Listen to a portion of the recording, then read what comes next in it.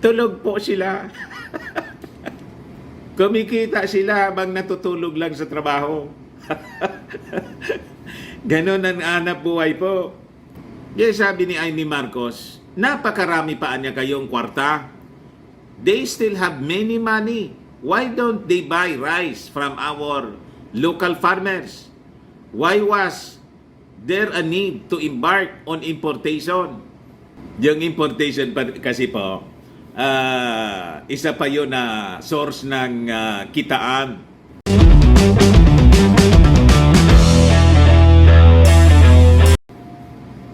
Binulgar mga kababayan ni Super Ate, Amy Marcos, na no takers daw sa posisyon bilang secretary ng Department of Agriculture. Yung ating Pangulong Bongbong Marcos, sabi ni Senator Amy, actively naghahanap sana ng papalit sa kanya bilang Agriculture Secretary. Kailang wala man pong magusto. Kita nyo na. But before ko mga kababayan na ibigay sa inyo yung istorya, click subscribe muna dito sa ating YouTube channel and hit the notification bell para lagi po kayong updated sa mga kaganapan dito sa ating bansa. Huwag na rin po ninyo na skip yung ating mga commercial ads para tuloy-tuloy ang pag-unlad ng bagong Pilipinas. Ayos! Di, paano yan, Mr. Maravillas? Kung ako sa ating Pangulong Bongbong Marcos, ibigay na niya doon sa mga nagmamagaling tulad ni Risa Ontiveros, ni Coco Pimentel, ni Kiko Pangilinan, yung mga nasa oposisyon na tingin nila sila yung mas magaling. So, i-offer niya sa oposisyon, lalo na yung mga nanginginsulto po sa ating Pangulong Bongbong Marcos, na malayoan niya na matupad yung 20 pesos per kilong bigas. Di ba? Ano tingin po ninyo sa aking recommendation? Baka niya ipahiya pa niyan yung ating Pangulong Bongbong Marcos eh. Paano mapapaya yung ating Pangulong Bongbong Marcos na ang sabi nila, ganito, ganyan. Dapat anya ganito, ganito, ganito, ganito. Di ayaan natin sila na sila yung magtrabaho. Pag sumablay naman po, di responsibilidad nila. Kasi sila yung secretary ng Department of Agriculture. Di ba? Libre sa batikos yung ating Pangulong. Di ba? Sabi rito sa balita, Senator Amy also hits the National Food Authority for not spending budget to buy more palay. May restriction. Parang yung nangyari, iginapos yung kamay mga kababayan ng National Food Authority dahil sa batas na pinasa ng Senado na authored by Cynthia Villar, yung rice tarification law. Kaya nga gustong ipareview yun ng ating Pangulong Bongbong Marcos. O sabi rito sa balita, President Ferdinand Marcos Jr. has been actively looking for an agriculture secretary. But there seems to be no takers, sabi po ni Senator Amy Marcos. He is fully aware niya of the situation. And I think he's been looking for an agriculture secretary. But I feel that nobody wants to accept. Sabi mga kababayan ni Super Ate.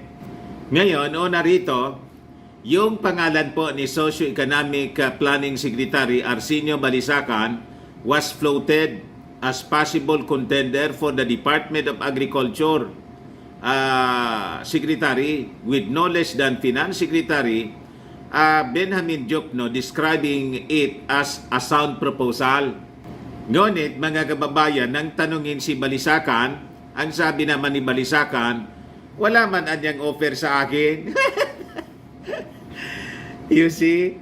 Baka nagpo-float na lang naman ito si Diokno kasi may may usapan. Ano niya, Mr. Maravillas, ang posibleng usapan? Alam niya, nyo na po, Di ba may ibinulgar noon si dating Agriculture Secretary Manny Piñol, na nakabangga niya noon, mga kababayan, dahil sa magkaiba yung kanilang mga pananaw.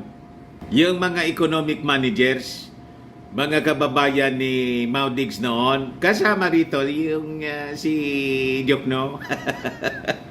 Pero ang mayor na nakabangga ni Manny Piñol, si Dominguez po, yung finance secretary. Kasi yung mga policy, mga kababayan, pro-oligarchs, yung mga economic managers noon. So sabi rito sa balita, as this developed, Senator Amy Marcos chided the National Food Authority for using only 30% of its budget funds that could have been used to buy palay. You see, from farmers as buffer stock for the government, hindi man namimili po. You see, malamang marami kasi na mga kabarkada sila galing po sa rice cartel. Kasi kung bibili ng gobyerno through the National Food Authority, mga kababayan, di wala nang maitatago na bigas, yung palay mo na. Di ba? Itatago nila yung binili nilang palay. Matapos na mulino dito sa amin, ipakiskis, yung kiskisa ng palay para gawing bigas. Tapos ihohord nila. Yun, mga kababayan, ang negosyo. O ngayon, kung bibilhin mga kababayan ng gobyerno, ng National Food Authority, o di paano na yung mga kasabwat? Maubusan po ng bigas, maubusan ng palay na kanila pong imamanipulate yung presyo para tumubo ng limpak-limpak na salapi. Ganun lang po eh. Kaya sabi ni Super Ate, why don't we pick up our local farmers who have been suffering from poverty? Why didn't the National Food Authority buy rice before July? In August, tulog po sila. Kumikita sila habang natutulog lang sa trabaho. Ganon ang hanap buhay po. Kaya sabi ni Amy Marcos, napakarami pa niya kayong kwarta. They still have many money. Why don't they buy rice from our local farmers? Why was there a need to embark on importation? Yung importation kasi po, isa pa yun na source ng kitaan, malaking kitaan, mga kababayan. Kaya sabi ni Amy Marcos, ang rice importation niya should not be a knee-jerk solution but should be a last resort.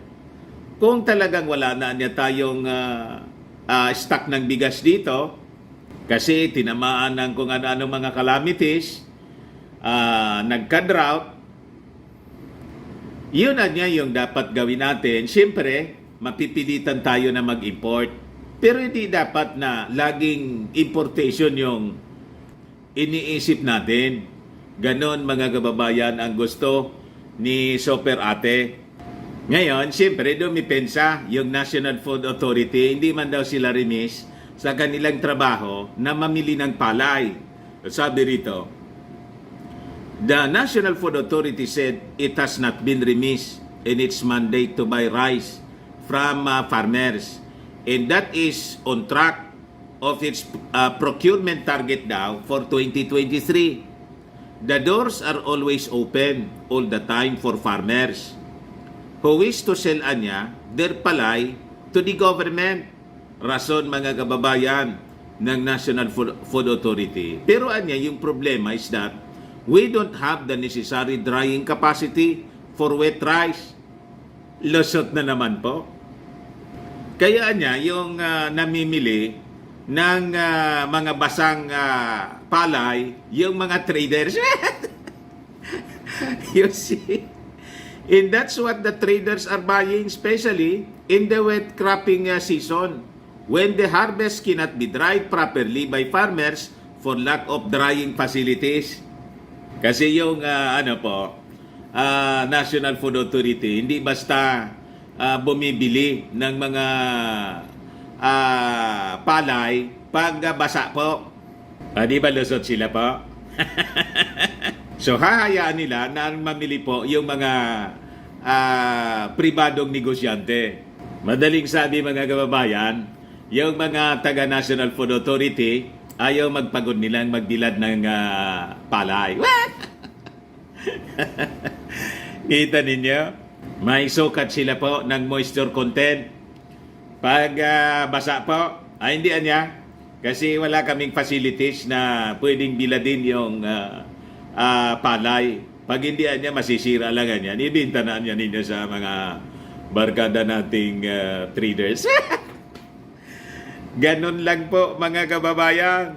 Doon jumajakpat po yung mga rice traders. Meanwhile mga kababayan, sabi rito sa balita, yung ating Pangulong Bongbong Marcos ayaw din na import tayo ng bigas. Sabi nga niya po, reliance on rice imports not a wise choice. Iniman po yan talaga yung policy ng ating Pangulong Bongbong Marcos. Ang gusto niya talaga po i-develop yung rice industry.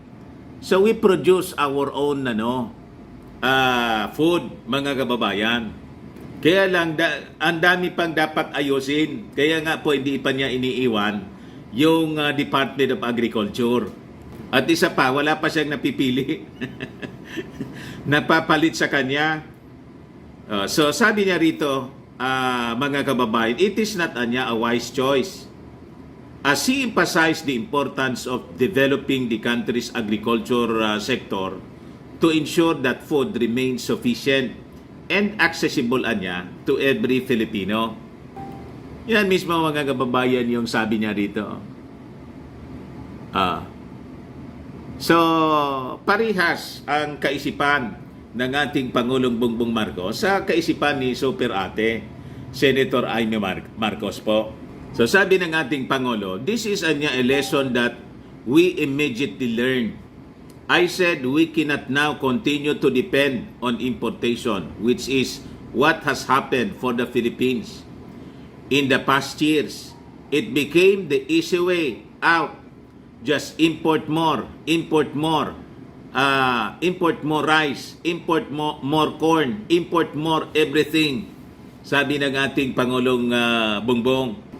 So ito yung sabi niya during the 2023 Asia Summit in Singapore nung Wednesday.